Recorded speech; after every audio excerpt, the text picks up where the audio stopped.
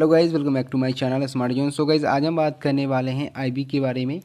2021 की जो एग्ज़ाम हुई है उसके बारे में बात करेंगे। यहाँ पर हम जानेंगे कि टीयर 1 में जो नॉर्मलाइजेशन होगा वो कैसे होगा और क्या रीज़न है जिससे आपका मार्क्स बढ़ेगा घटेगा और कितना मार्क्स बढ़ सकता है कितना घट सकता है। मेन रीज़न जो है सीजीएल में अगर हम बात करें कि कट ऑफ इतनी हाई कैसे गई है तो नॉर्मलाइजेशन है, और वहाँ पे ये बात करेंगे कि किस वजह से नॉर्मलाइजेशन में इतना मार्क्स इंक्रीज़ हो गया है सीजीएल टीयर 2 में। तो इन सारी चीज़ पर डिस्कस करने वाले हैं, तो वीडियो को लाइक कर देना और ज़्यादा से ज़्यादा शेयर जरूर से करना अपने दोस्तों में। तो सबसे पहले बात करते हैं यहाँ पर जो आईबी की टीयर 1 की नॉर्मलाइजेशन होने वाली है वो कैसे यहाँ पे होने वाला है। गाइज, कट ऑफ आपका यहाँ पर कुछ नंबर ऑफ फैक्टर पे डिपेंड करता है, जिसमें से ये जो नॉर्मलाइजेशन है ये सबसे बड़ा फैक्टर है, ठीक है, जहाँ पर आपका कट ऑफ डिपेंड करता है। तो कट ऑफ में क्या होता है, सबसे पहले आपकी वैकेंसी देखी जाती है और देखी जाती है कितने कैंडिडेट में वहाँ पर एग्ज़ाम दिया। जैसे कि 2000 वैकेंसी अगर इसमें मान लो और सिलेक्शन आपका 20 गुना होना, 10 गुना होना, यानी कि 20,000 सिलेक्शन होना है आपका टीयर 2 में, और कैंडिडेट कितने हैं यहाँ पर, लगभग 15 लाख कैंडिडेट ने यहाँ पर फॉर्म फिल करा है। तो 10 लाख कैंडिडेट ने भी अगर एग्ज़ाम दिया होगा, जस्ट सपोज राइट कि 10 लाख कैंडिडेट ने भी एग्ज़ाम दिया होगा, तो आप कंपटीशन लेवल का अंदाज़ा लगा सकते हो कितना ज़्यादा यहाँ पर कंपटीशन लेवल है। तो इसकी वजह से भी आपका कट ऑफ कभी कभी हाई जाता है कंपटीशन लेवल की वजह से। ऑल्सो आपका यहाँ पर एग्ज़ाम लेवल पर डिपेंड करता है कि एग्ज़ाम लेवल कैसा है, और फिर आपका आता है यहाँ पर नॉर्मलाइजेशन। तो जो एग्ज़ाम लेवल होता है उस पर आपका नॉर्मलाइजेशन काफ़ी हद तक डिपेंड करता है। अगर आपका किसी शिफ्ट में बहुत इजी आ गया, किसी का बहुत हार्ड आ गया सेकंड शिफ्ट में, तो वहाँ पर इसका यूज़ करा जाता है। और जैसे मान लो कि आपका 3 शिफ्टों में एग्ज़ाम हुआ, तो मान लो शिफ्ट 1 का किसी का एग्ज़ाम ईजी आ गया, किसी का हार्ड आ गया शिफ्ट 2 का, और थर्ड का क्या हुआ, मॉडरेट आ गया।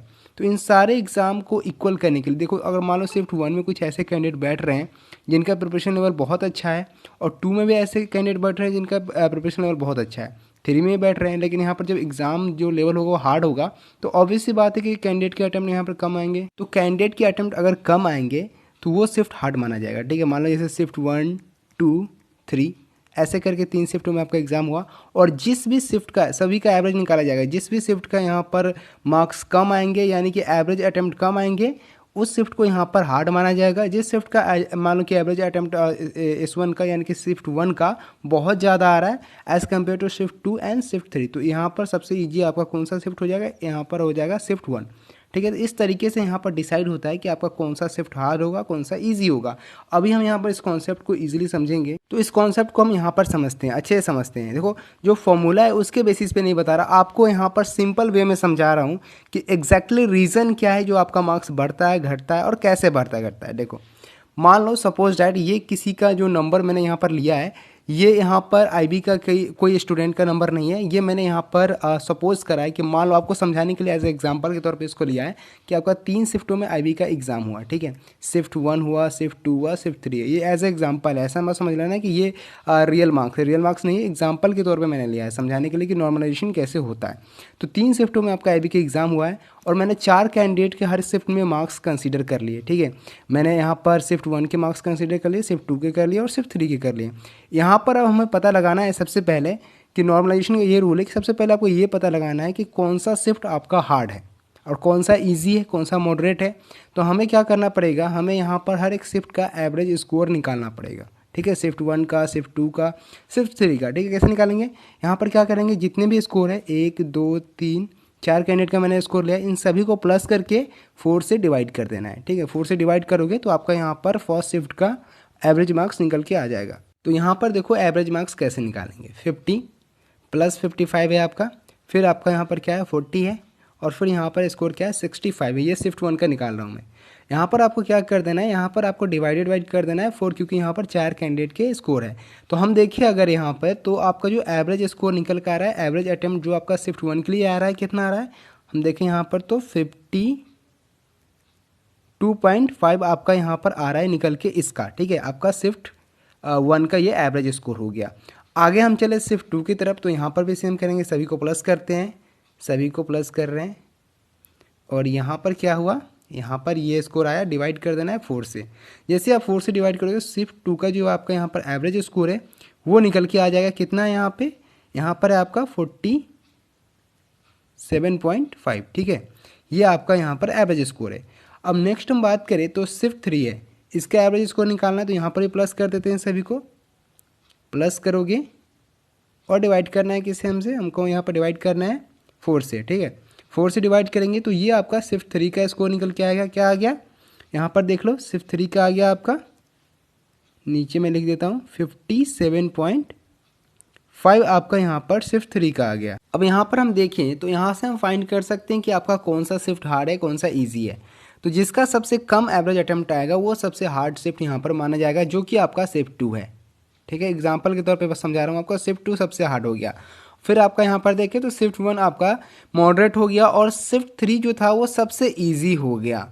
तो इस तरीके से यहाँ पर जब भी नॉर्मलाइजेशन होता है तो जो भी बोर्ड यहाँ पे एग्ज़ाम लेता है, चाहे आपका एसएससी हो गया, रेलवे हो गया या आईवे ले रहा है, तो यहाँ पर इस तरीके से नॉर्मलाइजेशन अप्लाई होता है और उससे ये पता यहाँ पर चलता है कि कौन सा शिफ्ट यहाँ पर हार्ड है, ईजी कौन सा है, मॉडरेट कौन सा है। तो इस तरीके से कुछ यहाँ पर पता लगाया जा सकता है, ये कॉन्सेप्ट है।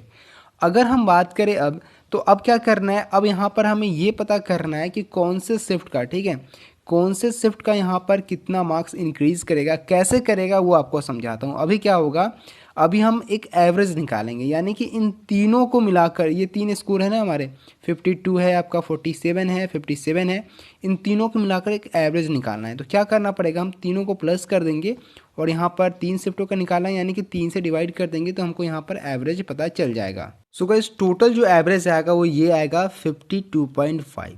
ठीक है, ये आपका यहाँ पर टोटल एवरेज आएगा। अब यहाँ पर इसी कॉन्सेप्ट को अप्लाई करना है। अब कैसे करना है, देखो ये आपका टोटल एवरेज है, हम यहाँ पर दोनों को कंपेरिजन करेंगे तो देखो जो आपका यहाँ पर 47 वाला है वो क्या है, सबसे हार्डेस्ट शिफ्ट है। दोनों के बीच डिफरेंस कितना है, हम देखें यहाँ पर 52 है, यहाँ पर कितना है 47 है, यानी कि हम देखें यहाँ पर तो 3, 2, 5 मार्क्स का यहाँ पर डिफरेंस है। यानी कि जो आपका शिफ्ट 2 होगा उसमें 5 मार्क्स इंक्रीज़ हो जाएगा हर एक स्टूडेंट का। यहाँ पर ये 4 स्टूडेंट का मैंने मार्क्स कंसीडर करा, तो जो जिनका यहाँ पर 40 स्कोर है उनका यहाँ पर क्या हो जाएगा, 45 हो जाएगा, जिनका 45 है उनका 50 बढ़ के हो जाएगा और जिनका 50 है उनका 55 बढ़ के हो जाएगा। इस तरह के कुछ कॉन्सेप्ट होते हैं। अब हम बात करें यहाँ पर शिफ्ट 3 का, तो ये तो सबसे ईजी था, तो इसमें क्या होगा, आपका मार्क्स घट जाएगा। कैसे घटेगा, यहाँ पर देखो, यहाँ पर कितना है 57 है, यहाँ पर कितना है 52, यानी कि 5 मार्क्स का यहाँ पर डिफरेंस है, तो यहाँ पर 5 मार्क्स क्या होगा, कम जाएगा।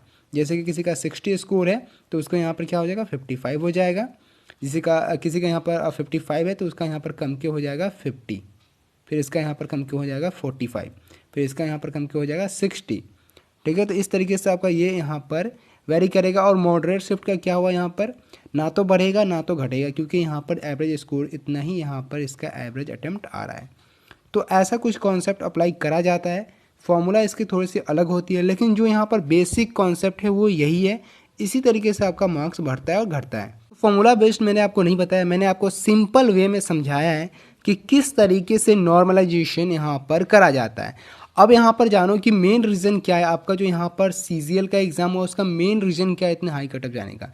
मेन रीज़न यही गाइस कि जो आपका एग्ज़ाम हुआ सीजीएल का, उसका कुछ ऐसा कॉन्सेप्ट था कि किसी एक शिफ्ट का एग्ज़ाम बहुत ईजी आ गया, किसी दूसरे शिफ्ट का एग्ज़ाम बहुत ज़्यादा टफ आ गया। तो ऐसे सिचुएशन में क्या होता है कि जिसका यहाँ पर ईजी आया उसका तो यहाँ पर थोड़ा सा घटेगा, लेकिन जिसका यहाँ पर हार्ड आ जाता है उसका बहुत ज़्यादा इंक्रीज़ हो जाता है। अगर आपका लेवल एग्जाम ऐसा रहेगा कि शिफ्ट 1 का बहुत ईजी आ गया, मतलब बहुत ही ईजी आ गया, और शिफ्ट 2 का बहुत हार्ड आ गया, तो यहाँ पर ज़्यादा डिफरेंसेस आपको देखने को मिलेगा। यहाँ पर शिफ्ट 2 वाले का ज़्यादा मार्क्स इंक्रीज़ करेगा। तो लेवल ऑफ एग्ज़ाम अगर ज़्यादा अप एंड डाउन होता है तो नॉर्मलाइजेशन का इम्पैक्ट ज़्यादा होता है। लेकिन आईबी की बात करें तो ऐसा नहीं है।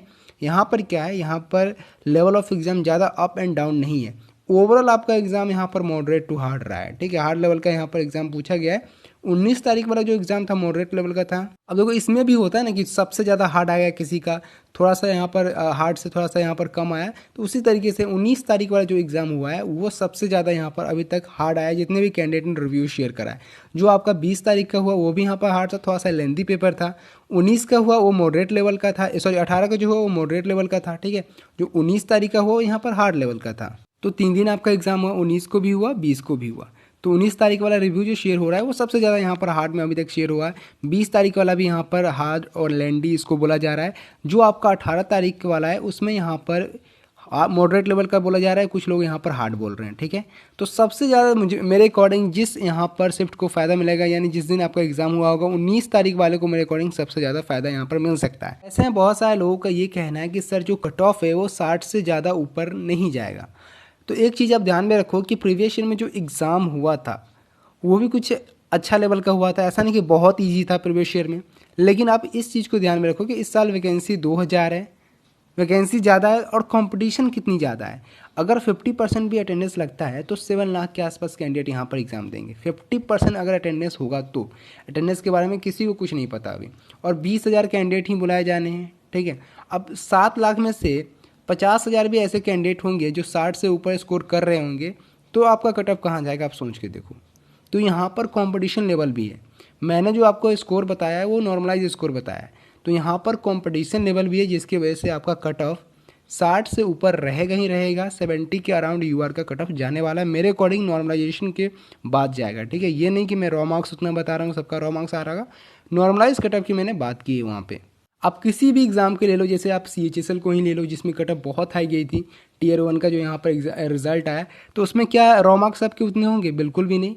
वो आपका नॉर्मलाइज कट ऑफ रहता है, जो कि यहाँ पर नॉर्मलाइजेशन के बाद इंक्रीज़ करता है। सीजल में भी सेम सिचुएशन है, नॉर्मलाइज कट ऑफ उतना आया है, रॉ मार्क्स उतना लाना पॉसिबल नहीं है, तो आपका यहाँ पर नॉर्मलाइज कट ऑफ रहता है। इसमें भी नॉर्मलाइज कट ऑफ मैंने बताया कि 70 के अराउंड यहाँ पे रहने वाला है।